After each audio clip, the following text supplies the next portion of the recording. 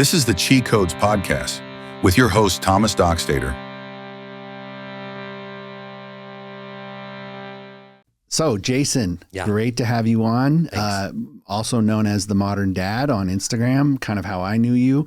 I ran across your profile and found it super interesting. You have a great personality, and I think you connect with your audience really quickly. Yeah. And so, I wanted to have you on to kind of just share your story and maybe show people another side of you that they aren't seeing. Sure. And yeah, so excited to have you on. I think the purpose of the podcast, as my listeners know, is to kind of just, everybody has a story, right? Right.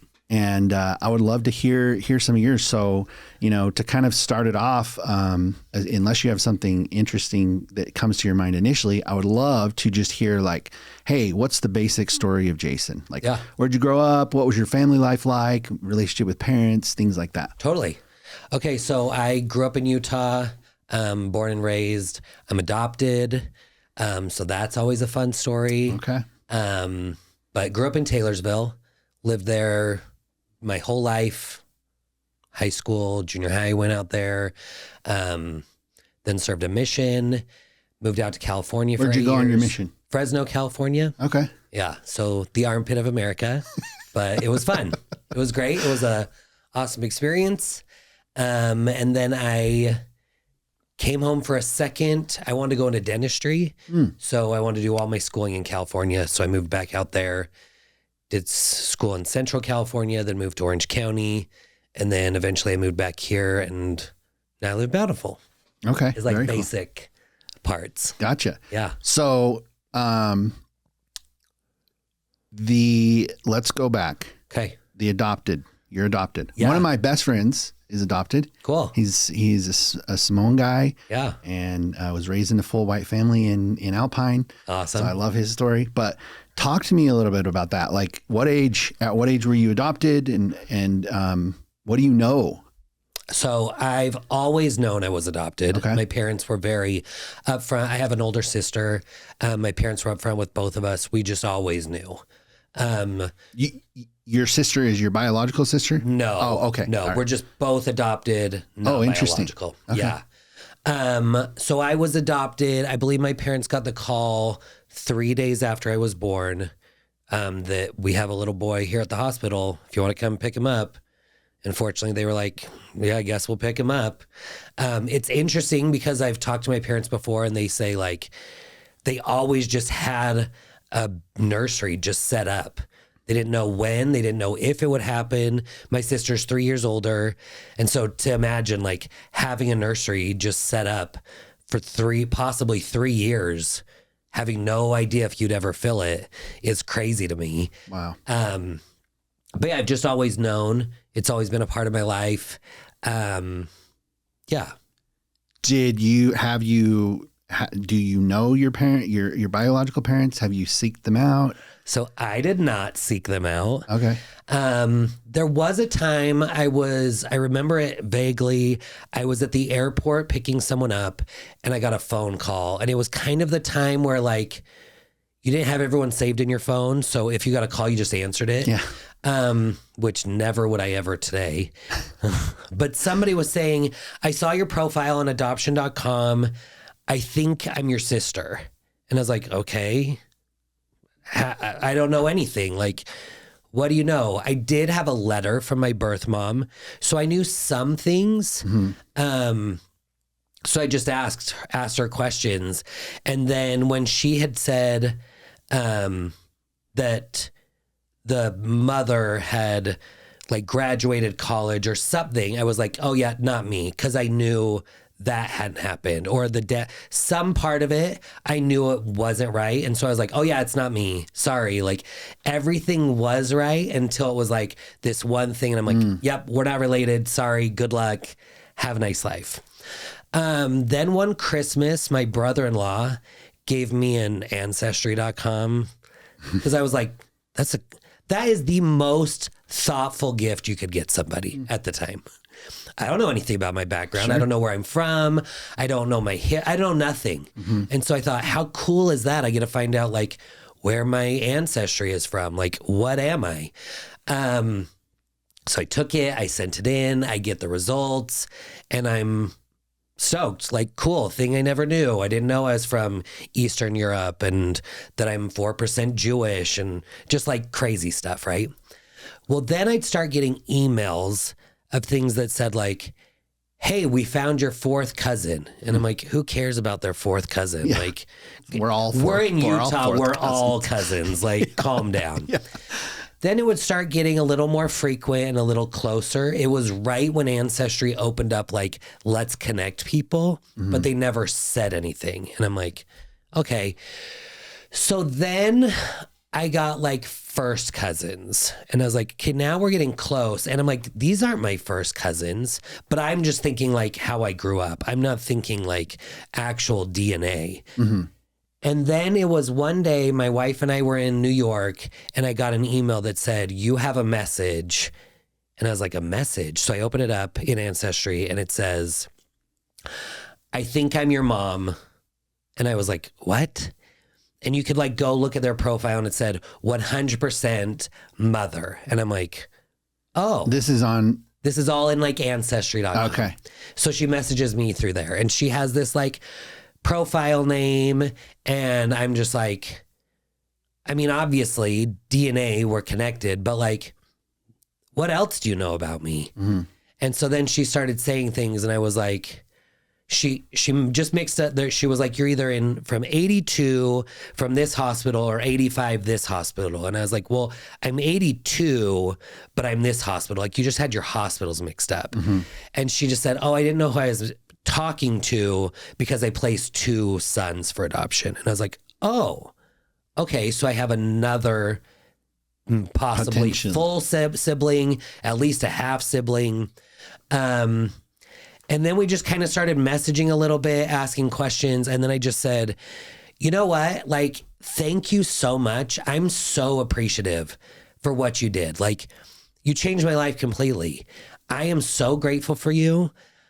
I'm just not interested in ever meeting. It's not my thing. Like, I have my family. I have my parents. Thank you for bringing me here. And once I said that, she just flipped a switch and just started going off on me. And I was like, oh. Anger, wow. Which I get. She had found out that like she had connected with her. She also is adopted. So at the beginning, she was like, if you want health history, I don't have any because I too am adopted. And I was like, yeah, your letter said that. I knew that. That's so cool. Oh, so that matched with the letter that you got. So things were matching up without even like asking. And I was like, oh, cool. Like, no worries. And then she had said like, I had connected with my birth mom and she didn't want anything to do with me. And so I feel like when I had said that, it was just a coping mechanism of like, put up your walls and just fight back. Oh yeah, I didn't want to meet you either. I never even have thought of you. I was a motel for you for 9 months. And I was like, well, I've never stayed in a motel before. So it's hotels only. Yeah, over here. Hotel or higher. So yeah, it was just a lot. During the time we were talking, I had said, well, what do you know about the birth father? Like, do you know anything about him? And I have this on my blog. It's a whole thing. So she says, oh, he got into drugs, murdered his friend, chopped up the body, fed it to goats. You bet your ass I was on my computer instantly. Who is this person? Do goats eat people? Like, do goats eat people? It's like pigs can, but goat, like, no. And I was like, what in the world? Like, if this is a real thing, this is somewhere. Like, there's evidence of this somewhere. Yep. So I was like, well, where is he? Oh, he's in prison in New York. He went to a mental institution. He's far away. And I was like, that is so interesting. So then when we were like, kind of, she was going off on me, I said, well, do you have his name? Because I had found out her name. I said, do you have his name? And she goes, well, I don't feel comfortable saying that. And I was writing this whole thing back to her like, oh my gosh, I understand. Thanks so much. And I said, erase all that, Jason. I go, you'll tell me that he's murdered his friend, chopped up the body, fed it to goats in a mental institution in prison, but you can't tell me his name? Like, this isn't adding up. And she goes, okay, when you put it that way, sends me his name. I go online, I pay for like background checks because it's like a month-long subscription for $40. I'm like, well, let's just do our work. Find out about her. She also has 5 other kids. So she had 7 total. She kept 5. Found him. He did go to jail. He did not chop up a body and feed it to goats. He did get into drugs. He murdered his friend and buried it at his brother's ranch. Wow. But it's my understanding that he's no longer in jail. And it was funny because when all this was happening, both of them lived within like 2-mile radius of me. Like I was running past her house every day because I was training for a marathon. Unbelievable. Like, it's wild. Wow. It's so crazy. Holy cow. Yeah. So, my goodness. Okay. There's that man, boy, am I right? And everyone has a story, right? Right, totally. Holy cow. Yeah. Okay. So, 2 things I have a question about. Do you think that you said it, your coping mechanism, like you had a wall, right? Totally. For sure. The reason my book's called The Cheat Code is because what I do is I say something happened to me in childhood that traces to why I behave the way I do today. For sure. Okay. So do you think that it's that initial like quote unquote rejection of you that makes you think, hey, well, I have good parents now. Yeah. Why would I want to open up this wound or this door to this person that didn't want me? Right. But then you add another layer on there. She was also adopted. So that spills down from her. Yeah. 2 years ago, I did ayahuasca. Okay. And in the third night, I had this deep breakthrough because I wondered, why did my parents raise me in the FLDS? Yeah. Why did, why? Yeah. And the medicine said to me, it's like, it wasn't your parents' fault. Yeah. They were taught this. Totally. And they were taught this and they were taught this. So it's just like this continuous, like never ending for sure trauma that keeps getting. It just kept going. And someone eventually had to break it. Yeah. Someone had to like end the cycle of it continuing on. So you had children and you kept your children and you love your children. Yeah. Win. Yeah. Awesome. What a win. Yeah. Incredible. But the thing is you got to think of it too, like you can't relate to me just like I can't relate to you. Like nobody understands what it's like to be adopted. Even if you're adopted, you can't understand it because maybe you had an open adoption. Maybe you've had a closed adoption, but you connected with your birth parent. There's so many circumstances, right? We can kind of relate a little more. Because we kind of know that feeling of rejection of nobody wanted me. I wasn't loved. I was just let go. Growing up, people saying things like they couldn't afford you, so they put you in a dumpster and you were found, like all kinds of stuff. Kids say the craziest stuff. Did that happen a lot with you all as the a child? time. Oh, always. So you were open about telling people that you were adopted. Yeah. So because the funny thing is I look just like my parents. Everybody sees my dad and I, and they're like, you two look just like each other. And growing up, it was like, well, he's not my biological, like, there's no way we can look like each other because I'm very much, I love science.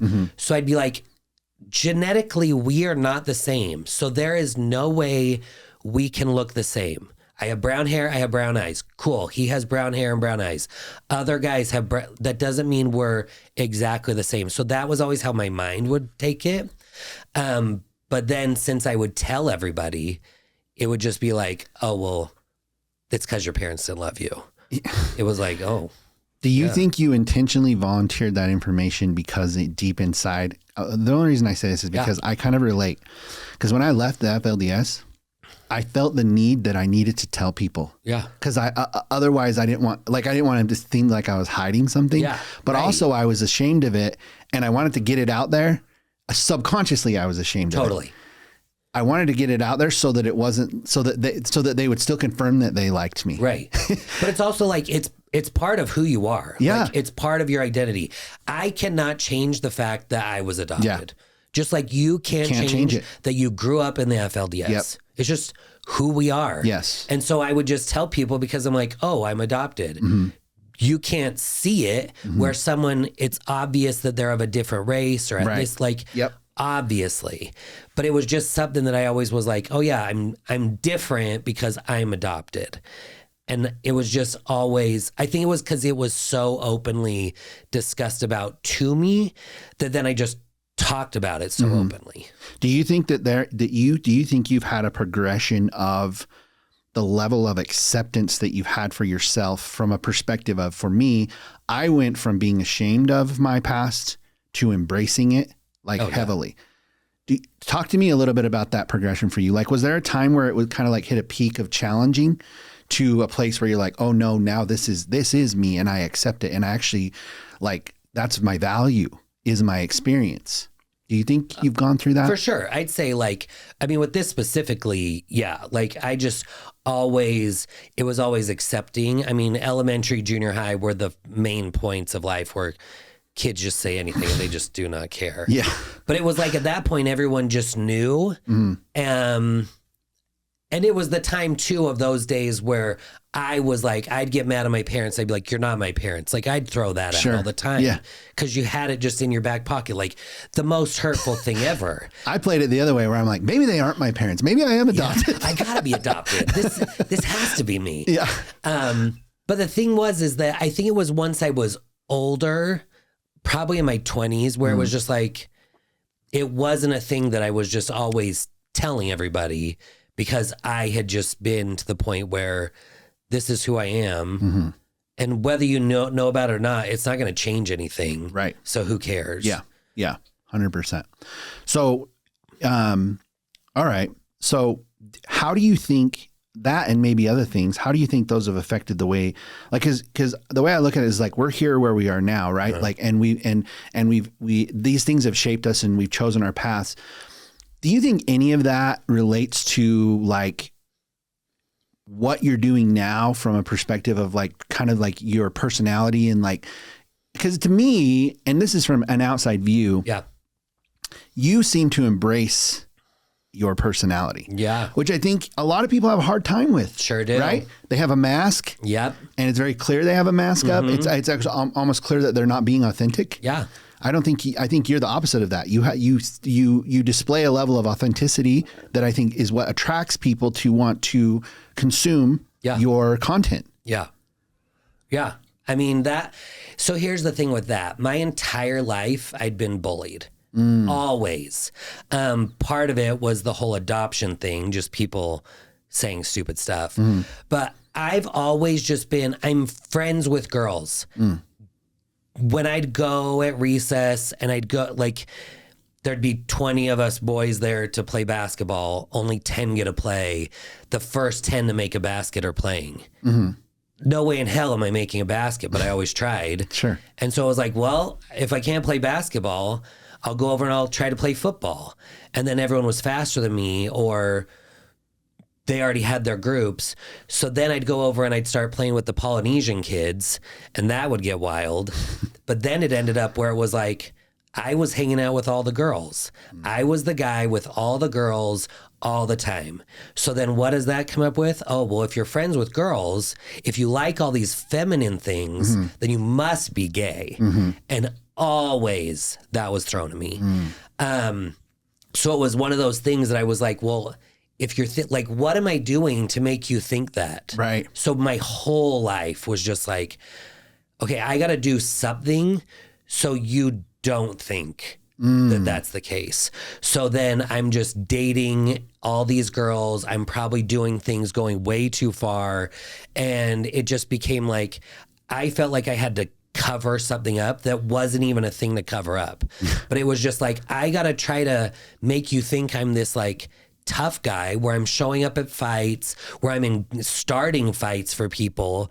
I'm with all these like tough guys that are just ready to beat down anybody. So that way you don't think I'm gay. And if that's the case, what does it matter? Right. Like, how does it affect you? It drives me wild. Yeah. But it wasn't until when I came home from my mission And these kids were like doorbell ditching our house. So I snuck out of the backyard and I was listening to them talking. And they were just saying all this stuff that I just was like, I'm so done with people talking, like coming up with the most wild things about me that are not true, that are just insane. I need to have a fresh start. So that's when I moved to California, where I didn't know anybody. I knew like a family that I had moved in with, and it was like, I'm starting fresh. I can just be myself. I can do whatever I want. And it was so nice to just finally be able to do whatever I wanted. It didn't matter if I wasn't going and watching the football games and the sports, even though I like doing that. Sure. But I just have different things I enjoy to do. And that's when I was really able to like lock it down, find out what I love, who I am, and the rest is history. Yeah. I mean, that definitely, look, I mean, you did yourself a service, right? Right. Because, look, Utah is tough for that very reason, because it's so like Oh, yeah. black and white, binary. And I think the culture is very like, oh, you have to be this way and you have to fit in this box. And if you are just a little bit outside of this box in any way, even being adopted, it's like on the surface, everybody's like, oh, that's wonderful. Yeah. But then, you know, it's just not. Oh, he's different. Exactly. It's like, oh, you don't have a perfect family, so there's something wrong with you. Totally. And that's only a direct reflection on them and how they're judging themselves about being in this perfect family, right? Like, it's kind of a sick little cycle. It really is. Yeah, it's crazy. Yeah. And so, but also, I think what also is challenging for some folks is that for someone like yourself to find your voice and to kind of be you, that's hard for people to accept because they can't do it for themselves. Right. They actually have a hard time finding their voice for themselves. Right. Because there's a certain level of confidence, and we meet these people in our lives where they've discovered who they are, and the level of magnetism that they have for just that confidence of being is like everybody wants it, or they hate on you. Oh, yeah. Because you have found it. Right. And I'm not trying to do anything. Exactly. All I'm doing is being me. Yes. What do I like to do? I like to clean. What do I like to do? I love to shop. I love these things. And just because you don't love it, I'm suddenly this like crazy person. Yeah. It's wild. But to that point is, it's like you made the point too, is it's like, you know, hey, if I'm a man, I have to like sports. I have to be able to talk about sports. I have to be able to do these things. And if I don't have to go golfing for like 9 hours every Saturday. Yeah. And I'm like, I wouldn't even know how to hold a golf club. And if you don't, then you're the one there's something wrong with you, right? Yeah. Yeah. So wild. So, okay. So how does that lead into you kind of saying like, oh, I want to like put this out. I want to like put my life out to the world and like start sharing and doing all this stuff. That I know I should do it, because what I'm trying to build is like a community of people who want to better themselves. Totally. But I have a hard time push and play and not having a perfect like background, and you know, it's not clipped up right. I envy the people who can just be like, okay, here's my story, blah, blah, blah, blah, and then go on with it. How did that start, and like, how has it progressed so far? Yeah, sure. So before Instagram, I had blogged forever. Like, I had a blog. Even before I was married, I had a blog, because people were just like, your life is wild and fun. Like, my family would travel, so I'd share my like trips we'd go on. Like, blogging was more of like online journaling. It was the way I did it. It was fun. Then a friend of mine was like, you need to bring, I had worked at a baby store. I got married, worked at a baby store. When I was there, people would come in and they'd say, I want this stroller. And I'd be like, well, why do you want that one? Oh, because so-and-so says it's the best stroller, I need to have it. And I'm like, that's great. Why do you need it? What's your plan? Are you having kids close together? Are you having them far apart? Like, give me a little plan of what you're thinking here. So they tell me a little bit and I'd be like, okay, that's a great stroller. I think this is going to fit your needs more, and here's why. And so I just kept doing that with people with all kinds of stuff. And one day this lady was like, you should do a blog where you have all this stuff on there. And I was like, okay. I mean, I already had one. Let's do this. And it was just like, that's where the idea of the modern dad came. It was the idea of, and there's nothing wrong, but growing up, my dad went to work, came home, and it was like, that was it. Dad went to work, made the money, came home. But I wanted more than that. I wanted to go to my kids' school and help with reading. I want to be at all their games and cheering them on. I want to be doing my girls' hair and having conversations with them. I want to be going in their rooms and cleaning up with them and talking about whatever's going on.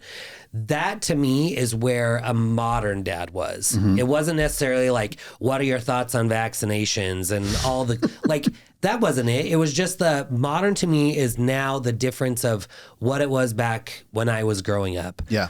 So I started the blog, and then a friend of mine had said, you need to bring your blog to Instagram. It's going to take off. It's going to be the big thing. Great insight. Yeah. And I was like, okay. So I did it. And at first, it was a different time. But at first, it was showing my kids what I was dressing them in. And so I'd post them and their outfits. And then stories became a thing. And I just started talking on there. And people were like, well, you're kind of fun. I never talked. I never did anything before. But they'd be like, oh, you're kind of funny. And so then it was like people started connecting with me. So it's a matter of you just have to do it where you become friends with people. You just have to think like, I'm just talking to them just like we're talking right now. Don't think of how many people are watching.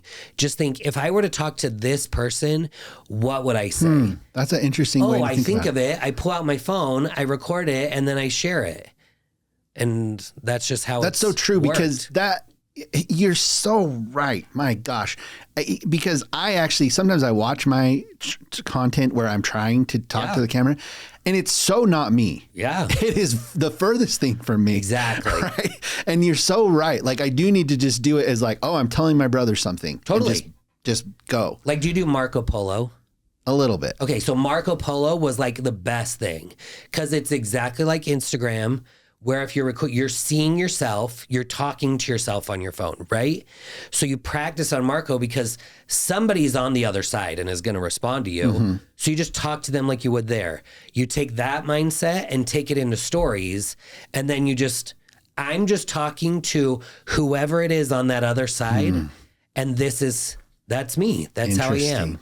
So it's not like I don't do anything to like fluff it up and make it more wild and exciting. Sometimes I go a little too far and say things where it's like, oh my gosh, I can't believe you just said that. But it's like, meet me in person and it's exactly the same way. And sometimes I go even further. Sometimes I have to rein it in. So I'm like, okay, Jason, calm down. Interesting. Yeah. Yeah, actually that's true because then I think to that point is you start to attract your true tribe. Yeah. Right? Because you are being 100% yourself. Man, that's something I need to take into account because I really, I think to myself, I'm like, why am I being that way? Yeah. Right. It's like so robotic. Yeah. And so you just talk like I used to do it right in stories. Like I just record right in stories. Then I'm ADHD, OCD, diagnosed. Okay. For those that are like, we all are. Yeah. But I would see like prints on my shirt or words. And when you record it right in stories, everything's backwards. So it drove me crazy. Yeah. So I'd record first and then I'd post it. But yeah, it's just whatever works for you that you can be your true self is what I always recommend.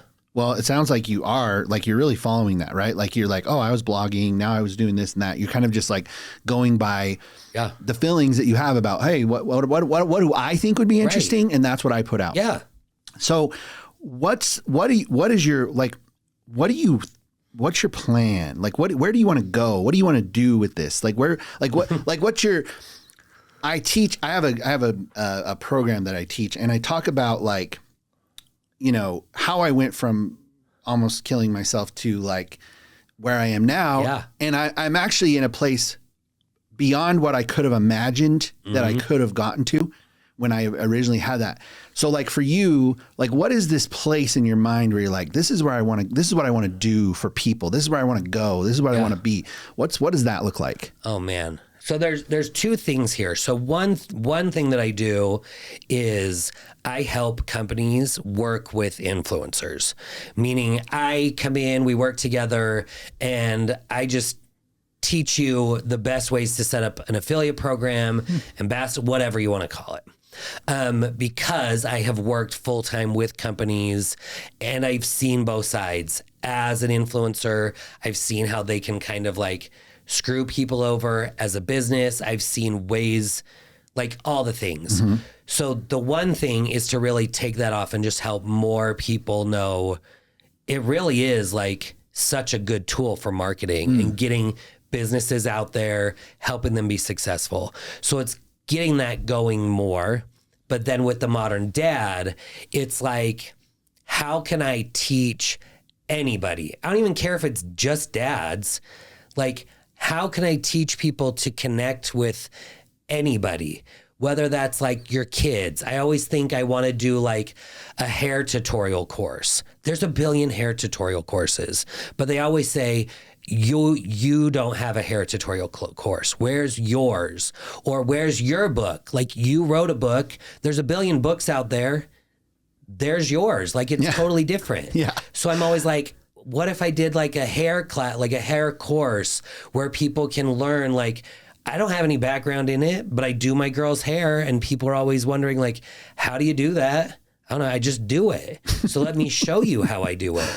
And then just like, things like that, but also just how can we be better people and not just be jerks behind a screen and say things about people that we don't even know. Right. Like so many times we say that doesn't affect us, but I feel like you cannot be a person if somebody says something about you and you have it doesn't affect you at all. Yeah.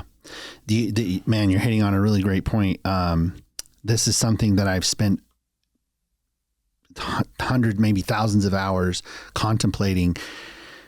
Like what I think about is when we say, oh, I want to make money or I want to do this or that. Why?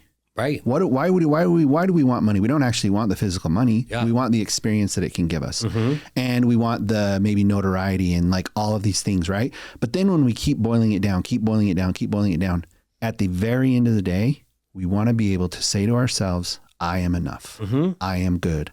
I have arrived. Yeah. And what's crazy is like ayahuasca showed me, it's like, Thomas, you never needed to arrive. Yeah. You've always been there. You are always this. You're always enough.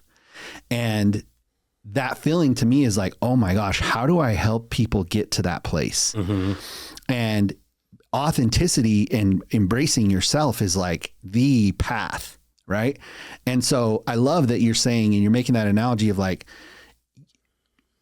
is the way you do hair the best? Right. Who cares? Who cares? It's just the way. I'm showing you how I do it. Yeah, it's the way you do it. That's all it is. Whether it's this is how I do hair or this is how I clean a bathroom, let me just show you how I do it.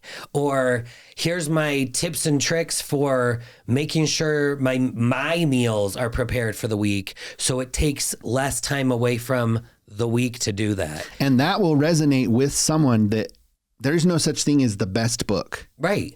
Right. There's books. Yeah. And they're all there, right? Yeah. So I love that. And having the confidence to be able to say, okay, well, I'm going to go out and share mine. Yeah. I had a guy tell me, he's like, you need to make your clips more viral. Like you should follow this trend. And I was like, I don't want to follow that trend. I want to create a trend. I want mine to be like, because then it just shifts the purpose. Yeah.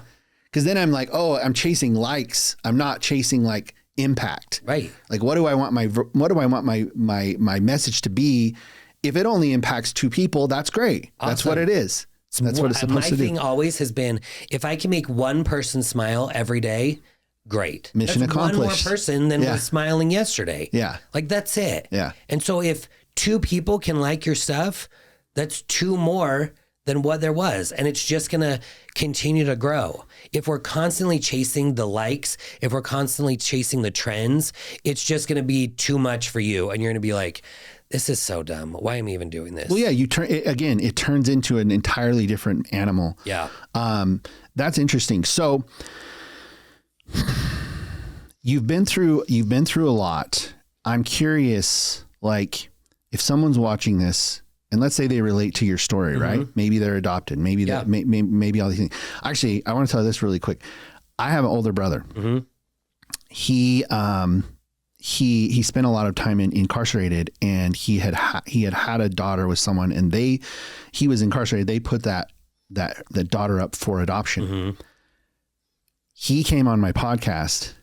That she found it, and that is what encouraged her to reach out to him and like make herself known. He didn't know where she was. He didn't know anything. So anyways, cool story, right? Yeah. But there's a lot of baggage that comes along with that. Totally. Right? Sure is. On both sides, my gosh. Right. But so if someone's listening, like, I want to understand your perspective on how did you overcome the low times? How did you, if you got into a place where you're like, because I think, my gosh, I think everyone does. They get into a place where like, maybe I'm not worth it. Maybe it's not worth going on. Maybe, right? And you've been bullied for many different things, right? What's your message to like the people who are really struggling with bullying and like having a hard time finding their identity? Yeah. So that probably was a constant fight because it was always happening. High school was hell, but nobody, like my best friends today who I was friends with in high school, we went on a road trip and they're like, we had no idea what you did. Like, it was going to drinking, it was getting into drugs, trying to just cover up the feelings. Because if I wasn't doing those, then I was feeling miserable. I wanted to just feel nothing or fun, Jason. And it was covering it up, and it was doing everything I could to not know who I was.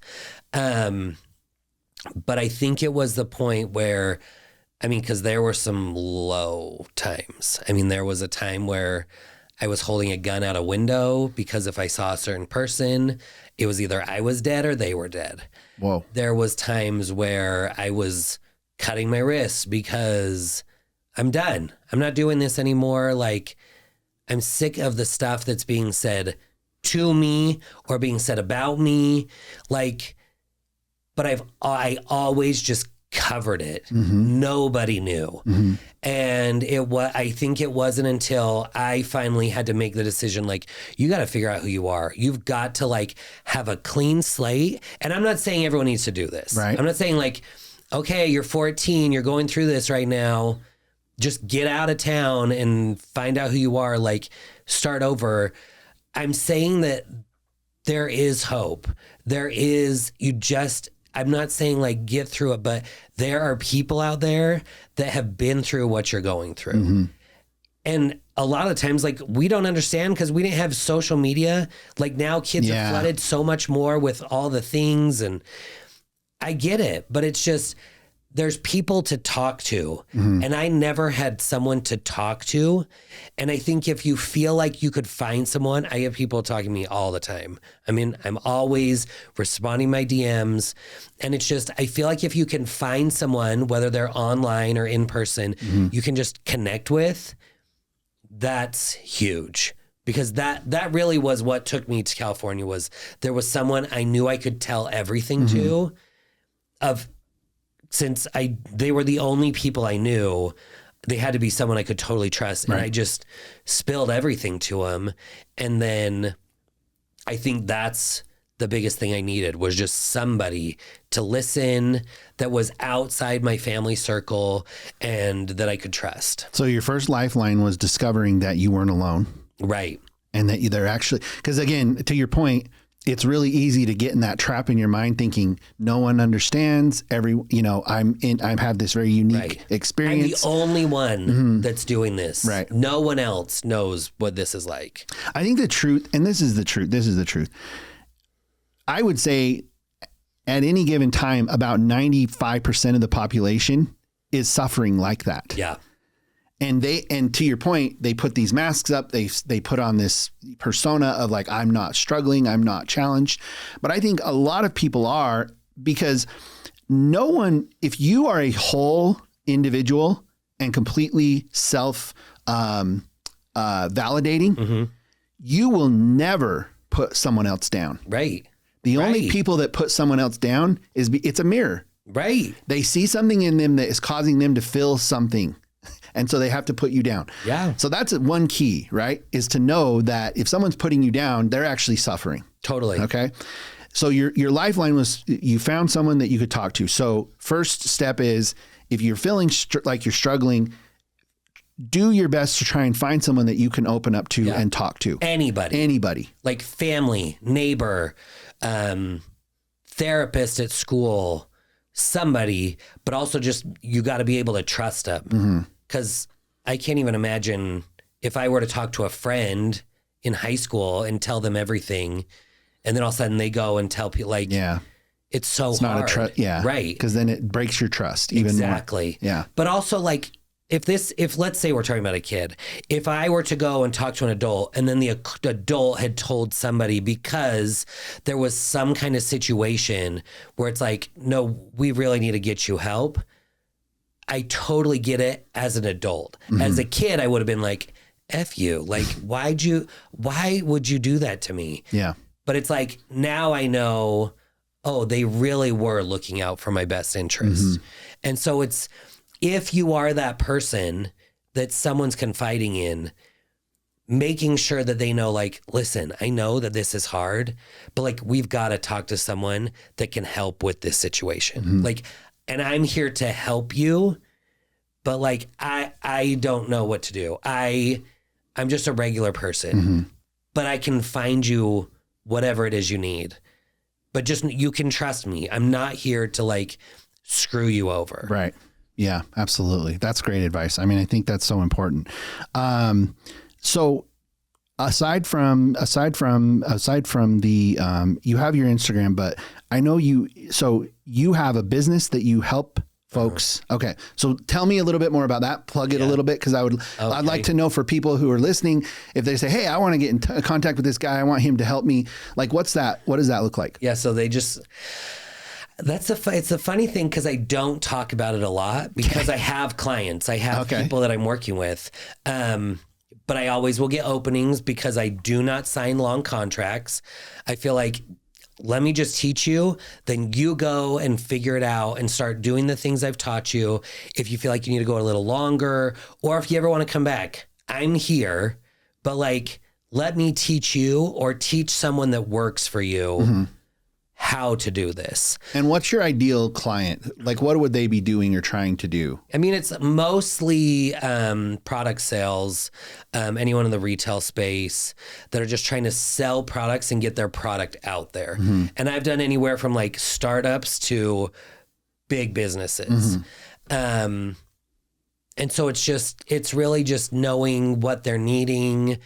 But yeah, I love doing it. I love helping people, but I really love taking this and what I've learned and what I've done as a career and being able to spread it out to more, and not just be like, I can only work for this one place and I'm locked down with them. Yeah. There's so many people that could use the help, but they just don't know. Well, and that's what's wild too. And I think you found a passion, and, people always ask, well, what would you do if you had money wasn't a purpose? Like, what would you do? Yeah. It's like, you'd probably do this. Totally. You'd probably literally go and help people, because the level of fulfillment you get from like seeing someone progress, and it's like, I love what I love. I don't do this full time. I wish I did, but, when I get someone to kind of make a milestone or make that next step or move to a level of like, they're mastering their meditation or they're doing something like that, and they're telling me like, man, this is like changed my life. That to me is worth $1 million. Right? It's like, oh my gosh, so awesome. And the cool thing is like, there's so many businesses out there. So being able to learn like what they do. What is this for? What are the benefits? Like, teach me about it. But then I come in and I teach them, okay, here's how we're going to get that message out to people. And I love it. And it's not this like huge money maker for me. It's just like a passion thing. It's So just awesome. like, hey, I want to help you and I want to make this be successful for you. Let me just teach you what I know and what I've done that's worked. Or whoever you have that does it, I'll come in and I'll sit side by side with them and I'll show them like how to get it done. Interesting. Yeah. That's incredible. Well, man, I really appreciate you coming on, being so vulnerable. Yeah. I know that, life is really tough, but it's like shining stars like you that really just like break through. It's like that trauma becomes that value. Yeah. Right. And I think you're a great example of that. I really am happy for what you're doing. And I think you can help a lot of people, and you are helping a lot of people, just maybe even the little, viewers that you don't even know exist. Right. Who knows? They're probably happy every time you post a gosh. video. And Well, thanks. I try. you're doing great. And I think for the, for the hand that you were dealt, you certainly have taken the positive side of that and made it something pretty special. Yeah. So I really appreciate you coming on, and you. I think we'll stay in touch. Yeah, so. for sure. This was All great. right. Thanks so much. Thank you, sir. Yeah.